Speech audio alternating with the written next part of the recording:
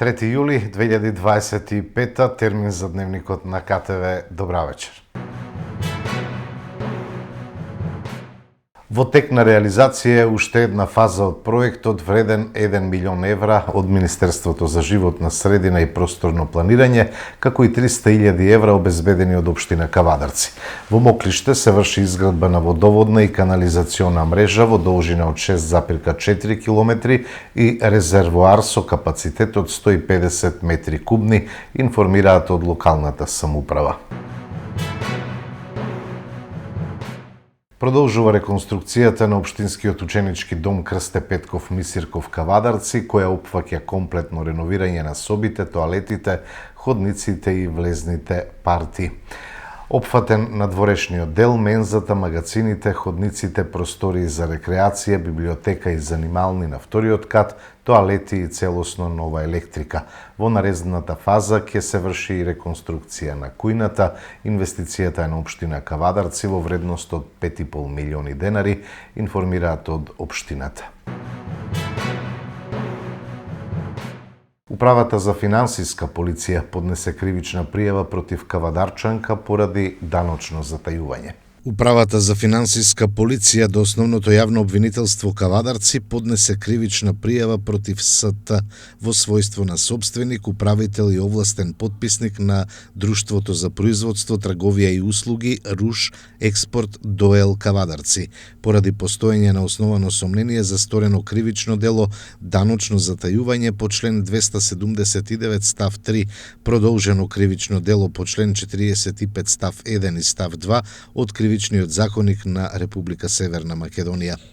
Пријавената СТ во својство на собственик, управител и овластен подписник на Друштвото Руш Експорт ДОЕЛ Кавадарци во периодот од 1 јануари 2013 до 31.12.2018 година свесно и со намера да се стекне со противправна имотна корист, набавувала трговска стока на отворен пазар од физички лица во готово. Набавената трговска стока не ја евидентирала на залиха на трговското друштво, издавала вкупно 2785 излезни фактури и изјави за потекло на земјоделски производи со подпис и печат, извршила вкупно 2785 извози на трговска стока во Албанија, Србија, Црнагора, Косово и Русија преку 14 царински испостави во вкупен износ од 514 милиони 31.000 денари, за кој износ не пресметала, не пријавила и не платила данок на добивка во износ од 50 милиони 854.180 денари на штета на буџетот. Понатаму во соопштението од Управата за финансиска полиција се наведува: со цел да ги прикрие инкриминираните дејствија со кои се стекнала со противправна имотна корист, а да ја избегне законски пропишаната обврска за пресметување и плаќање данок на добивка, пријавената СТ свесно и со намера во име и за сметка на ТД Руш Експорт поднела завршни сметки за 2013, 2014, 2015 и 2016 година до Централен регистар и до Управата за јавни приходи со невистинита содржина, со цел да ги прикрие дејствијата со кои се стекнала со противправна имотна корист, а да ја избегне законски пропишаната обврска за пресметување и плаќање данок на добивка, целокупната книговодствена документација од работењето на ТД Руш Експорт ДОЕЛ свесно и со намера е уништена од страна на пријавената СТ. Пријавената со умисла извршила повеќе временски поврзани дејствија, што представуваат повеќе кратно остварување на исто дело, искористувајќи ист траен однос, исти прилики или други слични околности, односно извршила повеќе временски поврзани дејствија, што представуваат остварување на истородни дела. Пријавената СТ свесно и со намера во име и за сметка на ТД Руш Експорт, а со цел да ги прикрие трагите на стореното кривично дело во име и за сметка на предпријатието, не поднела завршни сметки за 2017, 2018 и 2019 година до Централен регистар и до Управата за јавни приходи и од 27.2.2020 година има статус на избришан субјект врз основа на член 552а и 552б од Законот за трговски друштва. Со горе наведените инкриминирани действија, пријавената СТ преку правниот субјект Руш Експорт се стекнала со противправна имотна корист од затаени парични средства на име данок на добивка во вкупен износ од 50.854.180 денари, за кој што износ го оштетила буџетот на Република Северна Македонија, стои на крајот во соопштението од Управата за финансиска полиција. На 1 јули годинава во 13 часот во Овара Кавадарци пријавено е дека кај место викано Бабин дол во околината на село Ваташа Кавадаречко настанал пожар на сува трева и ниско стеблеста шума, зафатил и нива со лозов насад собственост на ЖД 64 години од Кавадарци. Повредени лица нема, а пожарот е изгаснат од територијалната противпожарна единица Кавадарци, бил извршен увид од увидна екипа од СВР Кавадарци. Утринава на улица Вишешница во Кавадарци, полициски службеници од Овара Кавадарци го лишија од слобода ВГ 39 години од село Ресава, на улица Западен булевар во Кавадарци, тој управувајќи патничко возило Citroen со кавадаречки регистарски ознаки, поминал на црвено светло, а по преземени мерки полициските службеници констатирале дека бил под дејство на алкохол, односно измерени му се 2,54 промили алкохол во крвта. ВГ е задржан во полициска станица и по документирање на настанот против него ќе биде поднесена пријава по член 297а од Кривичниот законник безобзирно управување со моторно возило, информираат од СВР Велес. Оттаму информација и дека синоќа во 19 часот и 45 минути полициски службеници од Овара Кавадарци по издадена судска наредба извршиле претрес во домот на БК 43 години од Кавадарци. При претресот биле пронајдени одземени НН зелена растителна материја и 2 саксии со стебла од непознато растение. Бил известен јавен обвинител и по документирање на настанот против БК ќе биде поднесена соодветна пријава, стои во информацијата од СВР Велес. Центарот за јавно здравје Велес на барање на општина Велес на 13 јуни земал примероци на површинска вода од 3 места на езеро Младост, поточно од локациите Плажа 1, Брод Панини и Мотел на Велешко. По 5-дневните испитувања во соопштените резултати на јавната здравствена институција пишува дека по однос на микробиолошките индикатори водата во Велешко езеро оценета е за добра, додека по однос на физичко-хемиските параметри одговара на 5 класа по сатурација, 3 по присутна матност, 3 и 2 класа по присуство на амонијак, а по однос на останати испитани параметри е во 2 и 1 класа. Центарот за јавно здравје Велес излезе со препорака која гласи: водата не смее да се користи за капење и рекреација додека не се изврши испитување од стручна институција која ќе докаже дека во водата нема цијанобактерии и не содржи цијанотоксини. Ви сте со Дневникот на КТВ, продолжуваме со останатите содржини. Со ребалансот власта крати 30 милиони евра од социјални трансфери за таа да се луксузира. Обвинија денеска од пратеничката група на опозиционата СДСМ. Додека граѓаните се соочуваат со поскапувања, зголемена сиромаштија и се полош животен стандард, владата одлучува во најголемиот буџет во историјата да скрати над 30 милиони евра од социјални трансфери и субвенции. Нема власта пари за поголеми плати за работниците. Нема пари за нови мерки за поддршка на стандардот, нема пари за детски додаток, за поголем образовен додаток, нема пари за повредените и семејствата на загинатите во Кочани. Има пари само за нови луксузирања на функционерите на власта и тоа е поразително. Со овој ребаланс власта крати пари за најранливите. Крати пари од децата, од детски додаток, од образовен додаток, надоместокот за деца со попреченост, личните асистенти, заштитните друштва каде што вработени се лица со попреченост, од жртвите на семејно насилство. Лични асистенти на лица со попреченост, негователи на услугата помош и нега во домот немат добиено надомест од април 2025 година. Денес сме јули, значи нема добиено надомест за 2 месеци и повеќе. Власта крати пари од најранливите. Организациите кои што се борат против семејното насилство остануваат со намален буџет од 20 милиони денари. Токму во моментот кога министерот за внатрешни работи признава алармантен раст на семејното насилство. Ставката за нови градинки се зголемува, но вистинската причина не е дека има нови проекти, туку реализацијата до 1 јули беше на оваа ставка 0 денари. Единствено што прават е проектите на СДСМ да ги завршат.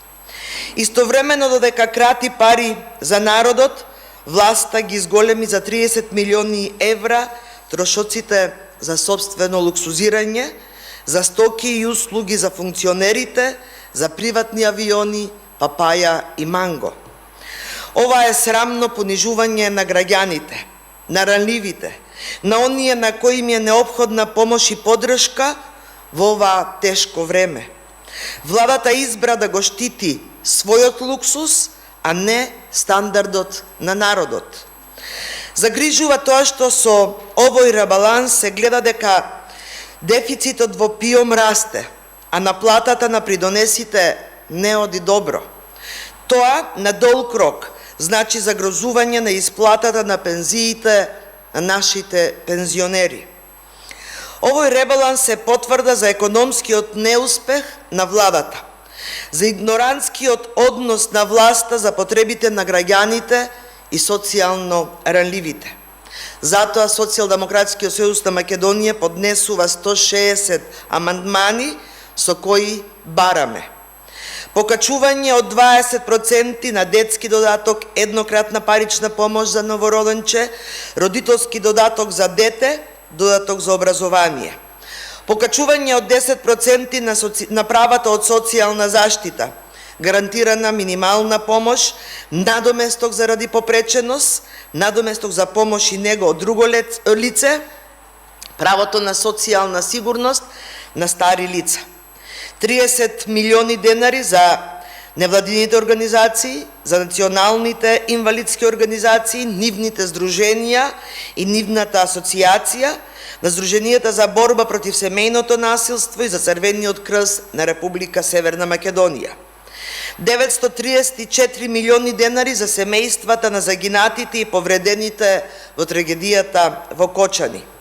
60 милиони за реновирање и 20 милиони за опрема во болницата во Кочани.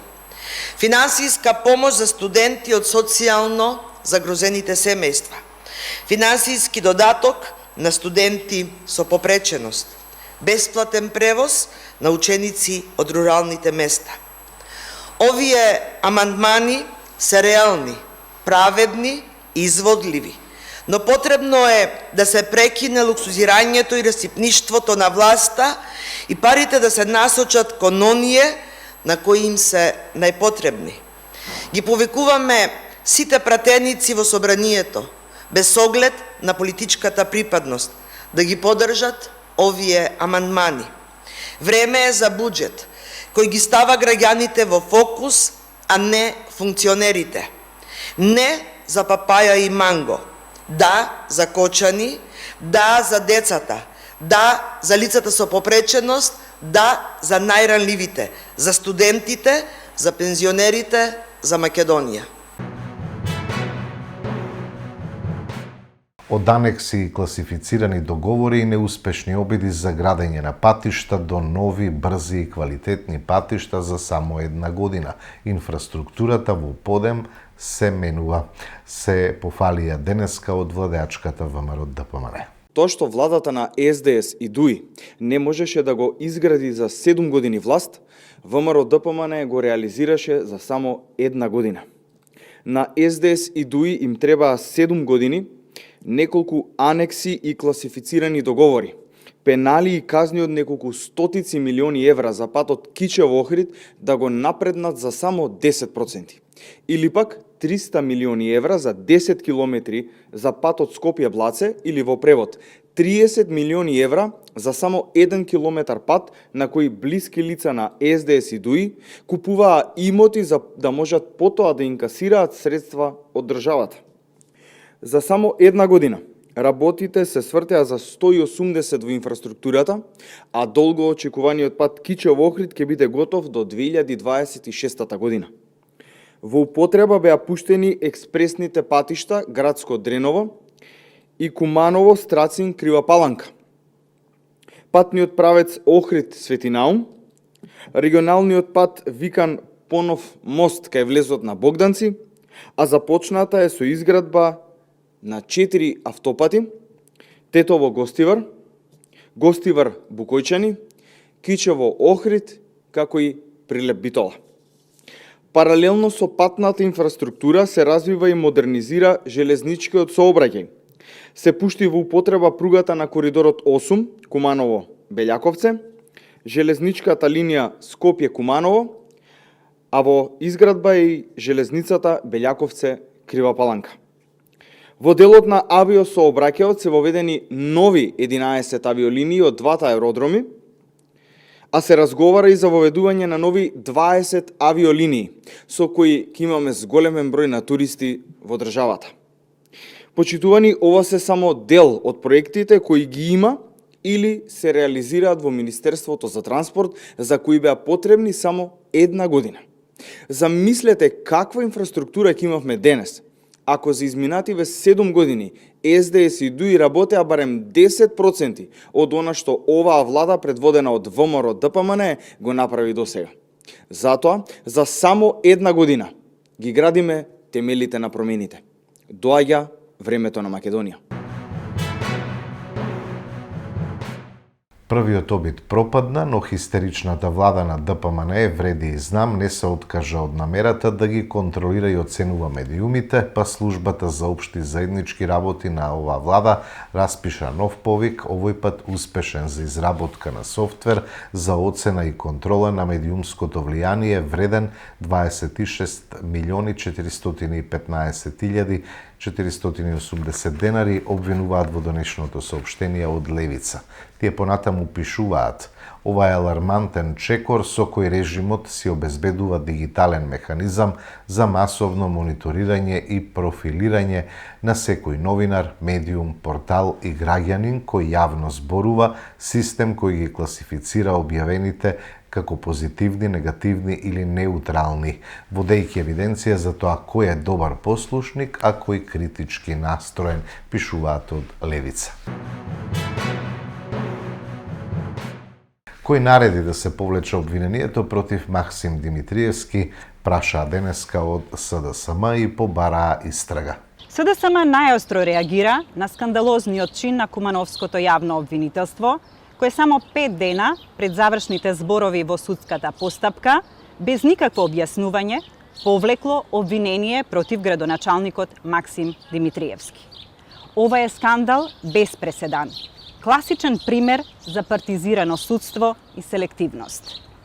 Обвинителството под контрола на власта, кој не работи во интерес на правдата и граѓаните, туку во интерес на политички договори, заткулисни игри и заштита на блиски до власта. Случајот бил воден повеќе од една година, со конкретни обвинувања за злоупотреба на службена положба, за неисполнување на службена должност во врска со издавање дозвола за градба, со нанесена штета од над 3 милиони денари.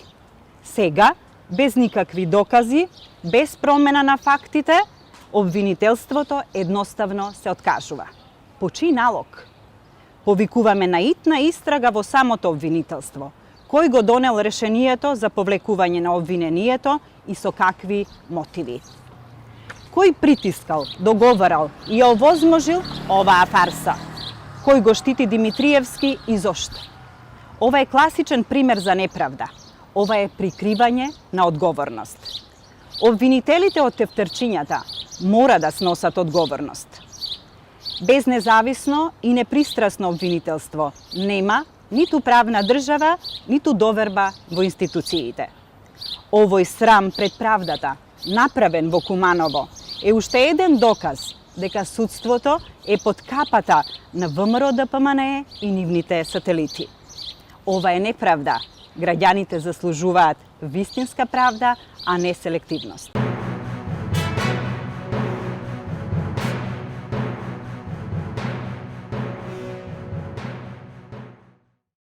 Во делот од спортот ја пренесуваме пресконференцијата на ГФК Тиквеш. Огромна чест и задоволство ми е да го представам новиот собственик, генерален спонзор во клубот, господинот Осман Таш, кој е заедно со градоначалникот на општина Кавадарци, господинот Митко Јанчев, советот и општината на град Кавадарци, ќе го водат клубот во иднина и се надеваме на поголеми и по-позитивни резултати. Нов директор на клубот е Емир Шабани, со кој се надеваме дека ќе имаме плодна соработка и по-добри европски трансфери. Како и сакам да ве представам новиот маркетинг менаџер во клубот, Пелин Коч, која ќе биде задолжена за за споделување на секоја нова информација во клубот. Најпрво сакам да му дадам збор на новиот собственик господинот Осман Таш да се представи пред спортската јавност. Erstmal bedanke ich mich, dass ich auch hier mit euch allen zusammen sitze und das ganze Verfahren hier mit euch absolviert habe. Bin sehr glücklich, dass das jetzt alles zu Ende ist und wir jetzt endlich starten können. Was unser natürlich Ziel ist, oder beziehungsweise Ziele sind, dazu kommen wir jetzt zu den Fragen. Aber warum Tikvesh? Kavadaji ist, wir haben 2, 3 Auswahl gehabt an Mannschaften und ganz zum Schluss haben wir uns natürlich für den Verein entschieden und damit sind wir auch glücklich. Es gibt besondere Gründe, warum. Das würden wir natürlich erläutern, wenn wir uns die Tage jetzt nochmal mit Reportagen oder sonst irgendwas sehen können. Wo wir uns mit dem Herrn Bürgermeister, Herrn Mille, uns geeinigt haben oder beziehungsweise gesprochen haben, unser Ziel ist, dass wir eine Akademie machen, dass wir ein Dreieck gründen zwischen Deutschland, Mazedonien und natürlich auch die Türkei. Wie gesagt, unser erstes Ziel ist, dass wir die Akademie hier richtig gut aufbauen. Фудбалскиот клуб Тиквеш имавме повеќе инвеститори кои што сака да инвестираат, но понудата на господинот Осман беше најкоректна, најдобра, со визија. Преговаравме 3-4 месеци, успеавме да се договориме, тоа што баравме ни и тој што бараше, и заеднички направивме некој проект кој што мислам дека ќе биде успешен во овие 5 години што ќе го работиме со поддршка на господинот Осман, со неговата фирма, со неговите спонзори, со поддршка на градоначалникот Митко Јанчев и општина Кавадарци. Сите заедно ќе оствариме таа цел што ни е зацртана и на крајот ќе се радуваме сите, ќе се радува Кавадарци, нашите верни навивачи, лозари и нашите граѓани кавадарчани. Сакаме да го стабилизираме клубот на играчки кадар и финансиски и оваа година да биде поуспешна од ланската година, да бидеме во горниот дел на табелата меѓу првите 6 екипи, да не стравуваме за опстанок. А после оваа година нашите цели ќе бидат други кои што ќе ги презентираме во наредната година. И мислам дека овие цели ќе ги исполниме и ќе ги задоволиме нашите гледачи и нашата верна публика. Нови трансфери ќе има промена во ростерот на играчите. Секој од тимот има потребата освежување, значи не работиме напорно на тоа да се донесат што е можно поквалитетни засилувања.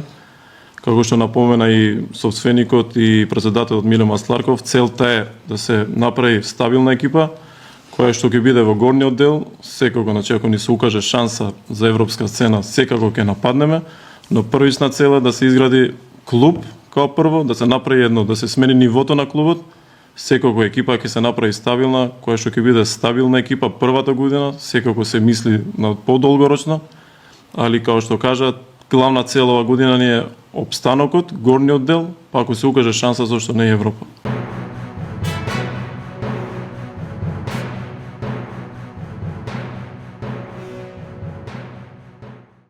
Се менува изгледот на првата машка ракометна лига. 14 екипи ќе играат 26 кола, секој со секого, без плей-оф и плей-аут. Екипите кои изразија подготвеност да се надпреваруваат во сите конкуренции за надпреварување под капата на Ракометната федерација на Македонија, можеа да се пријавуваат до 1 јули. Второто по ранг надпреварување, односно првата машка ракометна лига во наредната сезона би требало да претрпи измени и да брои 14 екипи, а меѓу пријавените нема некои нови екипи. Меѓутоа, нов ќе биде системот за надпреварување и нема да се игра по групи, односно плей-оф и плей-аут. Во споредба со минатата сезона, тимот на Еврофарм Пелистер 2 се пласираше во Суперлигата, а нема да играат ниту екипите на Кичео и Металург РА, додека сите останати 14 екипи се пријавија и за новата сезона. Ке се игра по системот секој со секого, вкупно 26 надпревари во сезоната и првакот ќе се пласира во елитната конкуренција, додека второ пласираната екипа ќе игра бараж со екипата што ќе заврши предпоследна во суперлигашкиот плей-аут. Деталите за распоредот на надпреварите и стартот на новата сезона во прволигашката конкуренција дополнително ќе бидат објавени.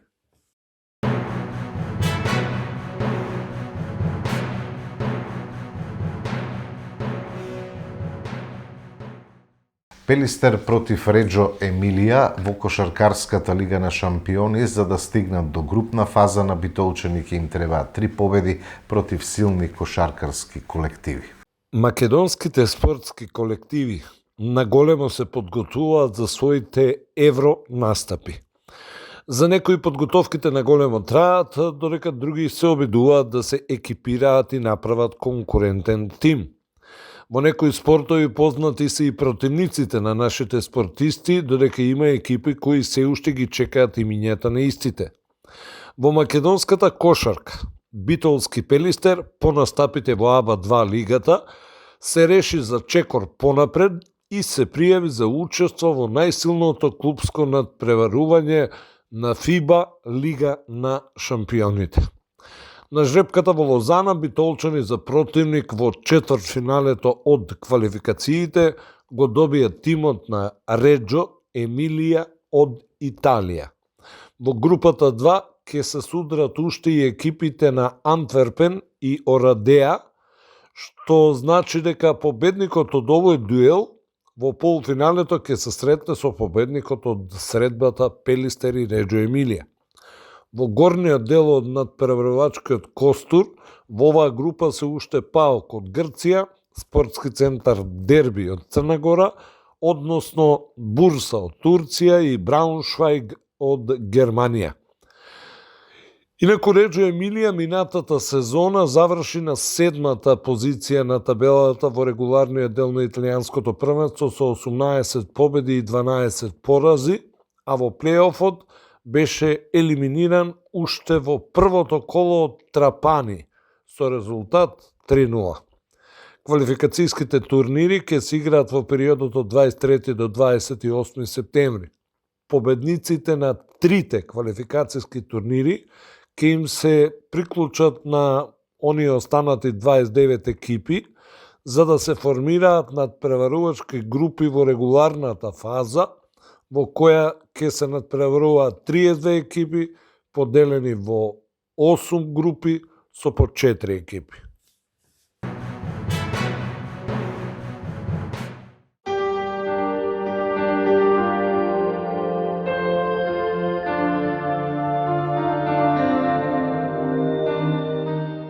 Утре не очекува претежно сончево и многу топло време со слаб до умерен ветер од јужен правец.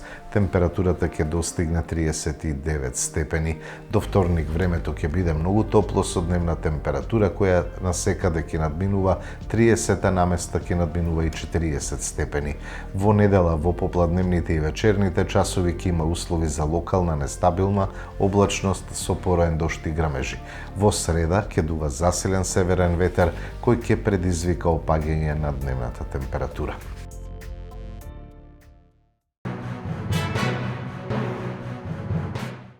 Хидрометеоролозите најавуваат после топлотниот бран и мало разладување. Останува да видиме дали прогнозата ќе се оствари. Имајте пријатна вечер.